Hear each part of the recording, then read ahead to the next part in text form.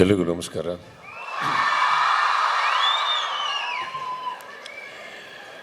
ನೀವು ಮಾತಾಡಿದ್ಮೇಲೆ ನಾನು ಏನು ಮಾತಾಡಲಿ ಸರ್? ಇವ್ರು ಮಾತಾಡಿದ್ಮೇಲೆ ನನಗೆ ಇವ್ರ ಥರ ಕನ್ನಡ ಮಾತಾಡೋಕ್ಕೂ ಬರಲ್ಲ. ನಿಮ್ಮಷ್ಟು ತಿಳುವಳಿಕೆನೂ ನನಗೆ ಖಂಡಿತ ಇಲ್ಲ ಸರ್. ಬಟ್ ಬಹಳ ಅದ್ಭುತವಾಗಿ ಮಾತಾಡಿದ್ರಿ. ನೀವು ಮಾತಾಡಿದಂಥದ್ದು ಒಂದೊಂದು ಲೈನ್ ಬರೀ ಮಕ್ಕಳಿಗೆ ಮಾತಾಡಲ್ಲ, ಇಲ್ಲಿ ಕೂತ್ಕೊಂಡು ನಮಗೂ ಕೇಳೋಕ್ಕೆ ಭಾಳ ಸುಖವಾಗಿತ್ತು. Thank you so much. ಹಾಗೆ ಇಲ್ಲಿ ನನ್ನ ಸ್ವಾಗತ ಮಾಡೋಕ್ಕೆ ಬಂದಂಥವ್ರು ಎಲ್ಲಿದ್ದಾರವರು? ಓಕೆ,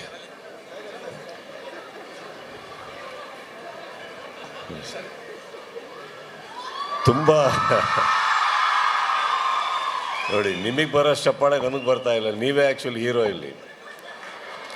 ಒಂದೇ ಒಂದು ಸರ್, ನನ್ನ ಹೆಸರು ಸಂದೀಪ್ ಅಲ್ಲ, ಸುದೀಪ್ ಸರ್, ಅಷ್ಟೇ ಸರ್.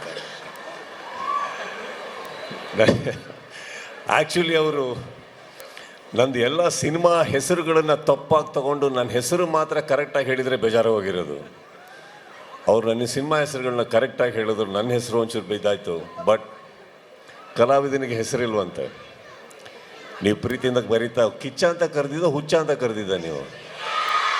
ಹಾಂ, ಎರಡೂ ಓಕೆ. ಇಲ್ಲಿ ನಾನು ಆ್ಯಕ್ಚುಲಿ ನಮ್ಮ ಅಕ್ಕನಿಗೆ ಥ್ಯಾಂಕ್ಸ್ ಹೇಳಬೇಕು. ಬಿಕಾಸ್ ಅವರಿಂದ ನಾನು ಫಸ್ಟ್ ಟೈಮ್ ಇಲ್ಲಿ ಬರೋಕ್ಕಾಯಿತು, ಅವಕಾಶ ಸಿಕ್ತು. ಇಲ್ಲಿ ಕಾಲಿಡ್ತಿದ್ದ ಹಾಗೇ ಫಸ್ಟ್ ಆಫ್ ಆಲ್ ಒಂದು ಬಹಳ ಪಾಸಿಟಿವ್ ಫೀಲಿಂಗ್ ಬಂದಿದೆ. ಏನಕ್ಕೆ ದಟ್ಸ್ ವಾಟ್ ಅವರು ಪ್ರಿಯ ಅವ್ರಿಗೂ ಫೀಲ್ ಆಗಿದ್ದು. ಒಂದು ಸಿಂಪಲ್ ದೇವಸ್ಥಾನ, ಆ ಸಿಂಪಲ್ ದೇವಸ್ಥಾನದಲ್ಲಿ ಇರುವಂಥ ಒಂದು ಸಿಂಪ್ಲಿಸಿಟಿನೇ ನಮಗೆ ಆಕರ್ಷಣೆ ಅಂತ ಹೇಳಬಲ್ಲೆ. ತುಂಬ ಚೆನ್ನಾಗಿದೆ. ಆ್ಯಂಡ್ ಮತ್ತೆ ಮತ್ತೆ ಬರಬೇಕು ಅಂತ ಅನಿಸುತ್ತೆ ಸರ್, ಖಂಡಿತವಾಗ್ಲೂ. ಸೊ ಅದಕ್ಕಿಂತ ಹೆಚ್ಚಾಗಿ ಈ ಒಂದು ಅವಕಾಶಕ್ಕೆ, ನನ್ನ ಈ ಒಂದು ಸಂದರ್ಭಕ್ಕೆ ನನ್ನ ಕರೆದು ನಿಮ್ಮನ್ನೆಲ್ಲರನ್ನೂ ಭೇಟಿ ಮಾಡಿಸಿದ್ದಕ್ಕೆ ನಾನು ಎಲ್ಲರಿಗೂ ಥ್ಯಾಂಕ್ಸ್ ಹೇಳ್ತಾ, ಅವರು ನನ್ನ ಬಗ್ಗೆ ಎಷ್ಟು ಉದ್ದ ಸ್ಪೀಚ್ ಕೊಟ್ಟರು, ಖಂಡಿತವಾಗ್ಲೂ ಆ ಮಟ್ಟಕ್ಕೆ ನಾನು ಇನ್ನೂ ತಲುಪಿದ್ದೀನಿ ಅಂತ ನಾನು ಅಂದ್ಕೊಳಲ್ಲ. ಕೆಲಸ ಸಿಕ್ಕಾಪಟ್ಟೆ ಇರುತ್ತೆ, ಮಾಡೋದು ಇರುತ್ತೆ. ಎಲ್ಲದಕ್ಕಿಂತ ಹೆಚ್ಚಾಗಿ ನಿಮ್ಮಂಥವ್ರ ಮುಖಗಳನ್ನ ನೋಡಿ, ನಿಮ್ಮ ಚಪ್ಪಾಳೆಗಳನ್ನ ತೊಗೊಂಡಾಗ ಮತ್ತೆ ಮನೆಗೆ ಹೋಗಿ ಇನ್ನೊಂದಿಷ್ಟು ಕೆಲಸ ಮಾಡಿಸ್ಬೇಕು ಅನಿಸುತ್ತೆ. So thank you all. And ಇಲ್ಲಿ ಬರ್ತಿದ್ದ ಹಾಗೇ ಒಬ್ಬರು ಸ್ನೇಹಿತರು ಕೂಡ ಮನೆಗೆ ಕರ್ಕೊಂಡೋದ್ರು. ಹೊಟ್ಟೆ ತುಂಬ ತಿಂಡಿ ಹಾಕಿದ್ದಾರೆ, ಇಲ್ಲೇ ಕೂತಿದ್ದಾರೆ ಇವರು. Thank you sir. ತಿಂಡಿಗಲ್ಲ, ಬಟ್